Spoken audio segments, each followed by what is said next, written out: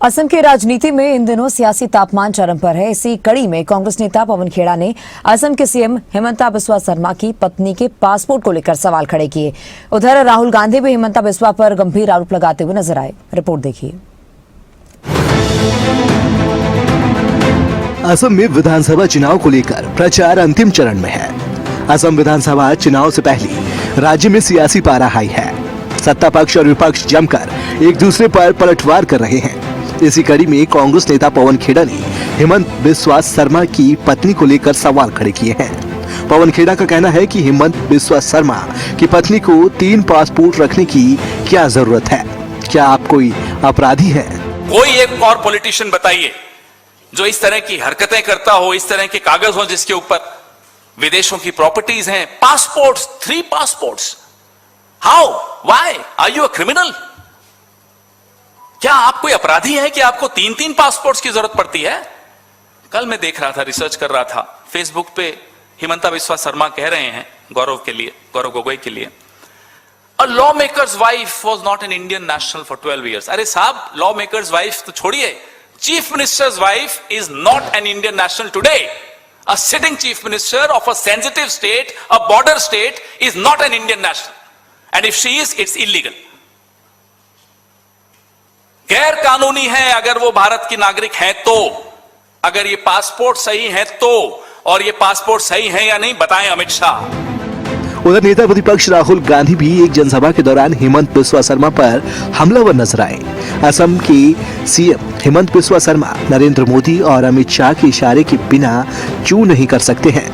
नरेंद्र मोदी, अमित शाह, हिमंता, अडानी ये सभी business partner हैं जो मिलकर असम को लूटने का काम कर रहे हैं। आप सोचते हो कि असम का चीफ मिनिस्टर है?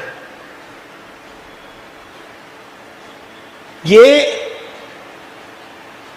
बिना अमित शाह और बिना मोदी के इशारे से ये चू भी नहीं कर सकता है।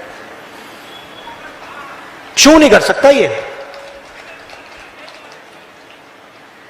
इसको बैठा रखा है और ये सारे के सारे बिजनेस पार्टनर हैं। मोदी, अदानी, शाह, शर्मा,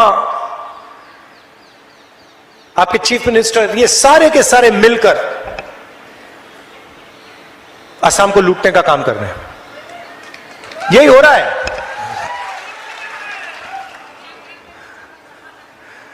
मगर जितना भी मतलब लूट रहा है, ये तो जानता है कि कांग्रेस पार्टी नहीं छोड़ने वाली। कर ले जो करना है, टाइम आएगा। कांग्रेस के बब्बर शेर छोड़ते नहीं है भैया।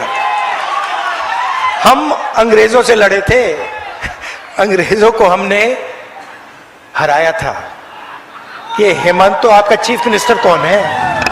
एक तरफ जहां कांग्रेस की तरफ से बीजेपी पर सवाल दागे जा रहे हैं, तो वहीं बीजेपी नेता भी वार करने से पीछे नहीं हट रहे हैं।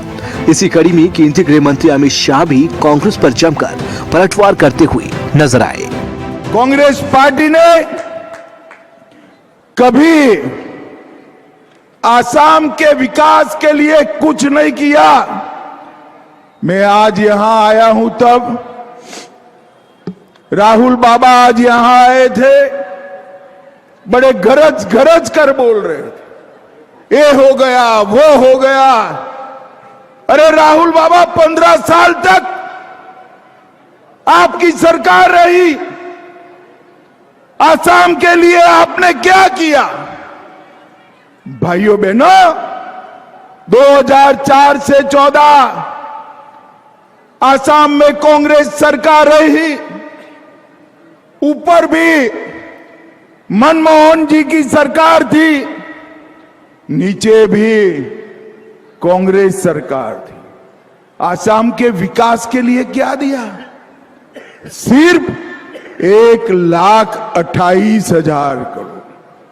आसाम ने देश को प्रधानमंत्री दिया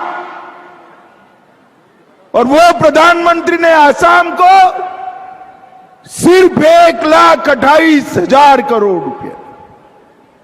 जब हमारे नेता नरेंद्र मोदी जी ने यही 10 साल में 14 से 24 में 9,78,000 करोड़ रुपया देने का काम किया। असम में विधानसभा चुनाव को लेकर सियासी तापमान चरम पर पहुंच गया है। जैसे जैसे मतदान की तारीख नजदीक आ रही है, वैसे वैसे नेताओं के बीच जुबानी जंग तेज होती जा रही है। अब देखना ये होगा कि आरोप प्रत्यारोप और तीखी बयानबाजी के बीच असम की जनता किसे अपना समर्थन देती है। चुनाव नतीजे ये तय करेंगे कि राज्य की राजनीति किस दिशा में आगे बढ़ेगी। स्पेशल डेस्क, खबरें अभी तक।